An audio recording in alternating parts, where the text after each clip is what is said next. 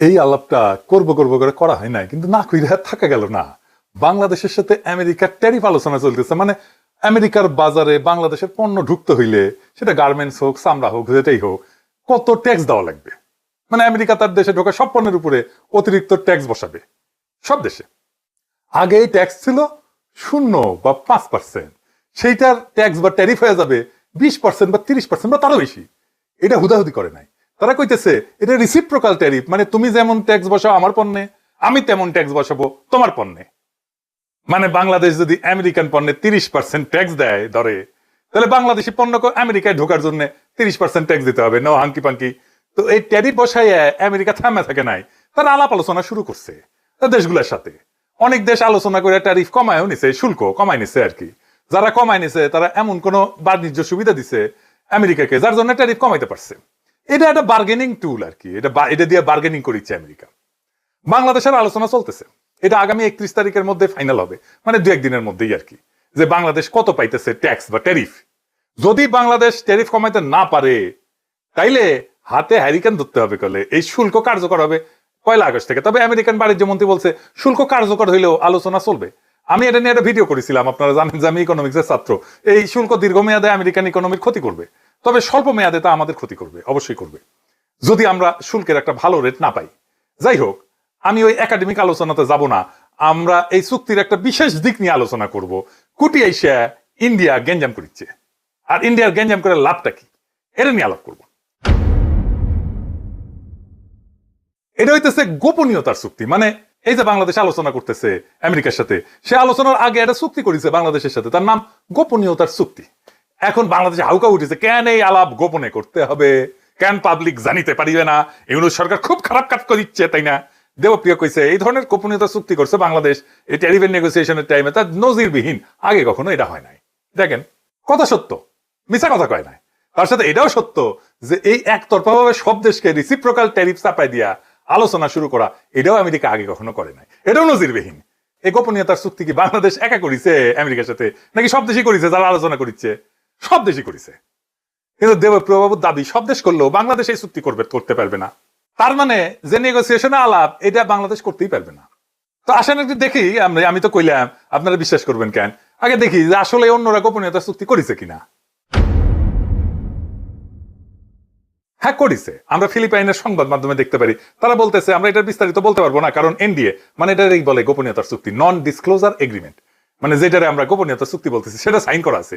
ইংরেজিতে কইছে, এ দেখেন, however when asked to provide a list of products included in the tariff concession, Rodolfo did not provide details as they are signatory of a non-disclosure agreement, NDA.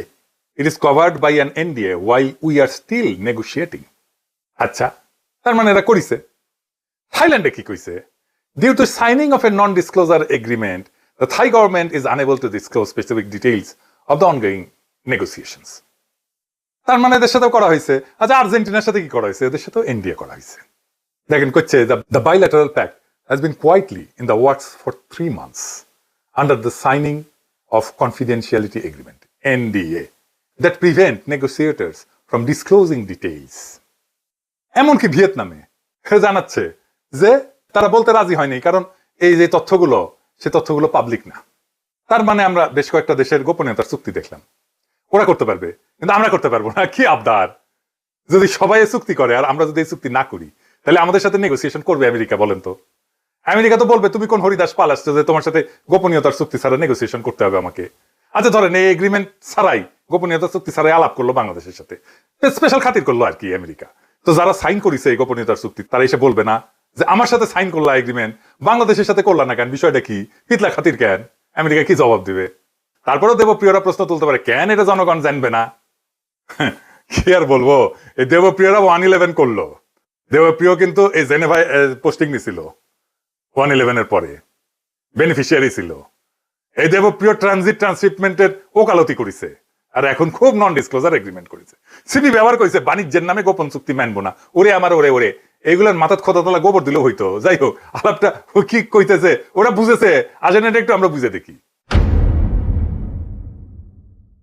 আমি আপনাদের আগেও কইছি, CPP যা বলবে, দেবপ্রিয় যা বলবে, তার উল্টে দিকে দাঁড়াবেন। সিপিপি যেহেতু বিরোধিতা করতেছে, দেবপ্রিয় যেহেতু বিরোধিতা করতেছে, এটা দেশের জন্য ভালো আর ইন্ডিয়ার জন্য খারাপ। এই চুক্তিটা কোনো গোপন চুক্তি না, এটা গোপনীয়তার চুক্তি। গোপন চুক্তি আর গোপনীয়তার চুক্তি দুইটা ভিন্ন জিনিস। মানে যতক্ষণ এই ট্যারিফ নিয়ে আমাদের আলোচনা হইতেছে আমেরিকার সাথে, ততক্ষণ আমাদের আলোচনার বিষয় বাইরে যাবে না। ধরেন প্রফেসর ইউনূস আর তারেক রহমান আলাপ করলেন লন্ডনে, তো ওই আলাপ কি লাইভে দেখছি আমরা? ওটা ধরে লাইভ হইতো, গোপনীয়তার যদি কোনো দরকারই না থাকে। গোপনীয়তা যখন থাকার দরকারই নাই, তাহলে ওই আলাপের পুরাটা রেকর্ড করে জানাই দিলে হয়। তা তো জানাই নাই, আলাপের ফলাফল আমরা জানছি, কিন্তু আলাপের খুঁটিনাটি জানার দরকার আমাদের নাই। এই আলাপ তো প্রকাশ্য করার বিষয় না। কেন না, আমি এটা পরে বলতেছি। এই আলাপ হবে বাংলাদেশের ট্যারিফ কত হবে। এই ট্যারিফ যদি কমে, তাহলে আমেরিকাকে তো কিছু দিতে হবে। সেটা কি কি দেওয়া হবে সুবিধা হিসেবে, তার সবকিছুই দুই দেশের মানুষই জানবে যখন চুক্তিটা হয়ে যাবে। কিন্তু এই আলোচনার প্রসেসের মধ্যে যা আলোচনা হবে, এই সময়টায় কিছু জানানো যাবে না, কারণ অন্য দেশ আলোচনার মধ্যে আছে। তারা যদি জেনে যায় আমরা কি আলোচনা করতেছি, তাহলে তো এই আলোচনাটা ফলপ্রসূ হবে না। প্র্যাকটিক্যাল কারণে এটা বার্গেন, তো অনেক দেশের সাথে বার্গেন করতেছে আমেরিকা। ধরেন আমরা যাই না গেলাম কিনিয়া, ইন্ডিয়ার সাথে বার্গেন করতেছে আমেরিকা। আমরা তো ইন্ডিয়ার চাইতে ভালো কন্ডিশন দিব আমেরিকাকে, তাই না? খুবই ন্যাচারাল এটা। তো বাংলাদেশ যা দিতেছে আর পাইতেছে, এটা আমাদের সাথে যারা কম্পিটিশন করে আমেরিকার মার্কেটের জন্য, তারা যাই না গেলে তো আমাদের বিপদ। আমরা তো নেগোসিয়েশন করতে পারবো না। ইন্ডিয়া তো সুবিধা নেবে এটার, কারণ ইন্ডিয়া তো ওই মার্কেটে আমাদের কম্পিটিটর। বাংলাদেশ যদি যুক্তরাষ্ট্র বা পশ্চিমা শক্তির কাছে ফেভারেবল ট্যারিফ না পায়, তাহলে সেই শূন্যতা পূরণে ভারত চূড়ান্তভাবে উপকৃত হবে। অর্থনীতিতে হবে, রাজনীতিতে হবে, এবং আঞ্চলিক প্রভাব বিস্তারে হবে। এই পুরো প্রক্রিয়া এক ধরনের সফট ডি ইন্ডাস্ট্রিয়ালাইজেশন এবং স্ট্র্যাটেজিক ডিপেন্ডেন্সি হবে বাংলাদেশের ইন্ডিয়ার উপরে, যদি এই ট্যারিফ নেগোসিয়েশনে আমরা হেরে যাই।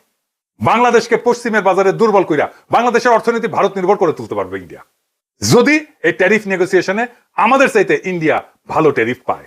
অথবা আমরা যদি অনেক বেশি ট্যারিফ দিতে হয়, এই জাউরারা হাউকাউ করতেছে, মানুষকে কনফিউজ করতেছে, যেন এই নেগোসিয়েশনে বাংলাদেশ জিততে না পারে, ইন্ডিয়া যেন বেশি সুবিধা পায় আর আমাদের যায়। দেবপ্রিয় সিপিবি এদের হাউকাউয়ের লক্ষ্যই এটা। এই প্রসঙ্গে আমি কোভিডের টাইমে একটা ঘটনার কথা মনে করাই দিই, মিল পাবেন। কোভিডের টাইমে আমরা যেন ভ্যাকসিন না পাই, সে বাগড়া দিছিল ইন্ডিয়া। মানে ইন্ডিয়া চাইছিল ভ্যাকসিনটা যেন ইন্ডিয়া থেকে নেওয়া হয়। তাহলে ইন্ডিয়ার লাভ কি? ইন্ডিয়া এটা তার কূটনৈতিক অস্ত্র হিসেবে ব্যবহার করবে। আমি বেনে বেনে করছি না, দেখেন। তো এই সময় চীনের সাথে ভ্যাকসিন কেনা নিয়ে আলাপ হচ্ছিল বাংলাদেশের। বাংলাদেশকে চীন একটা খুব ভালো প্রাইস দিছিল, দাম দিছিল, খুব কম দামে, শ্রীলঙ্কা থেকে কম দামে, এমনকি বাংলাদেশকে টিকা দেওয়া হয়েছিল। শ্রীলঙ্কার তখন অর্থনৈতিক অবস্থা খুব খারাপ, আপনারা তো জানেন। তার সেই অবস্থা তো বাংলাদেশকে একটা ভালো প্রাইস দেওয়া হয়েছিল, যেটা শ্রীলঙ্কার চাইতে কম। এটা হয়েছিল একটা গোপনীয়তার চুক্তি দিয়া। কারণ এই প্রাইসটা যদি শ্রীলঙ্কা জানে যায়, নেপাল জানে যায়, সবাই তো বলবো আমাকে বাংলাদেশে প্রাইস দাও। বাংলাদেশ এটা বার্গেন করে পাইছিল। সেই চুক্তির ফাইল প্রথম আলো রোজিনা চুরি করে সচিবালয় থেকে। রোজিনাকে গ্রেপ্তার করা হয়। আমি বলছিলাম কাজ ঠিক হয়েছে। এটা রোজিনা ইন্ডিয়াকে সার্ভিস দিতে গিয়ে কাজ করেছিল। এই ফাইল রয়ের হাতে তুলে দিত। গোপনীয়তায় ঢাকা ফাইল থেকে আমরা যে দাম পাইছি এটা প্রকাশ করে দিত রোজিনা পত্রিকায়। আপনার দাম প্রকাশ করে দিলে তো চীন বিপদে পড়বে। ইন্ডিয়া শ্রীলঙ্কা যায় বলবে, কেন তুমি আমার কাছ থেকে বেশি দাম নিলা বাংলাদেশ থেকে? তাসনিম খলিলার তখন যুক্তি দিছিল, রোজিনাকে দিয়ে কেন চুরি করাবে ইন্ডিয়া? ইন্ডিয়া চাইলে তো ওবায়দুল কাদের হাতে দিয়ে আসতো ফাইল।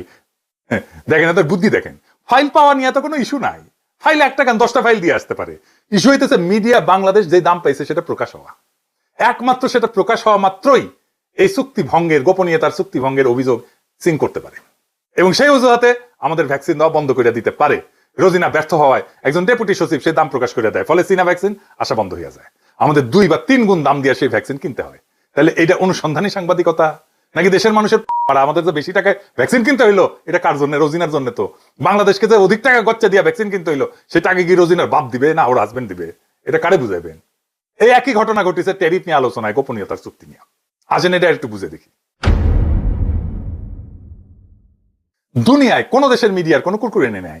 সবাই তো এই সাইন করছে না, একমাত্র বাংলাদেশের অনুসন্ধানী সাংবাদিকদের এতই কারেন্ট, এই গোপনীয়তার চুক্তি প্রকাশ করতেই হবে।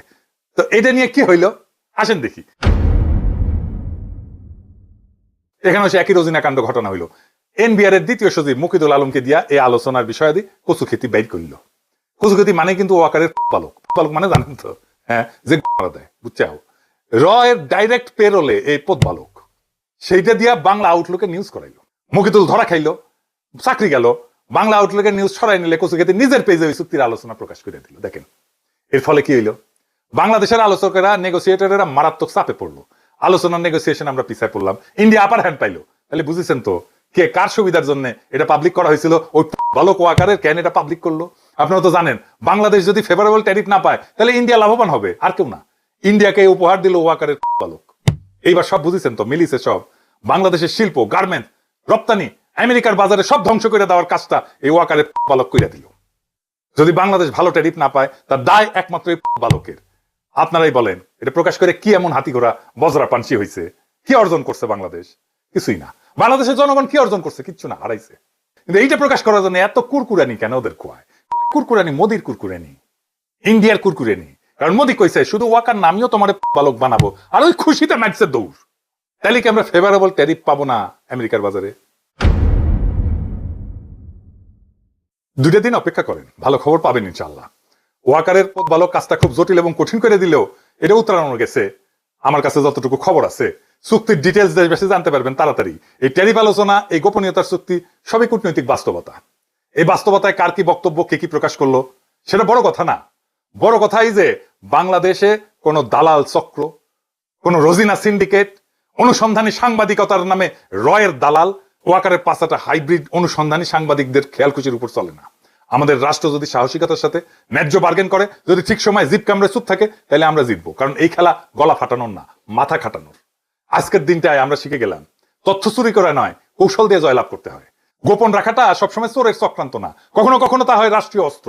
যারা চায় বাংলাদেশ বিশ্ববাজারে হারুক, তারা চায় না গোপনীয়তা থাকুক এই বাণিজ্য আলোচনায়। তারা চায় প্রত্যেকটা দরজার চাবি পড়ুক দিল্লির হাতে। কিন্তু না, এবার আর তা হবে না। বাংলাদেশ দাঁড়াইছে নিজের কৌশলে, নিজের স্বার্থে, এবং এই দাঁড়ানোই মাথা উঁচু করে দাঁড়ানো। ধ্বংস হয়ে হারায় যাওয়ার আগাম ঘোষণা না এটা। এই জাতি মাথা নত করে না। এই জাতি নিজের বাজার, নিজের রপ্তানি, নিজের শ্রমিকের ঘাম দাম চায়। যুক্তরাষ্ট্র হোক, ভারত হোক, কেউ আমাদের পেছনে রেখে সুবিধা পাবে না যদি আমরা নিজের প্রতি বিশ্বস্ত থাকি। তাই শেষ কথা একটাই, এই লড়াইয়ে আমরাও জিতবো। কারণ এইবার বার্গেনের টেবিলে বসছে এক নতুন বাংলাদেশ। ইনকিলাব জিন্দাবাদ।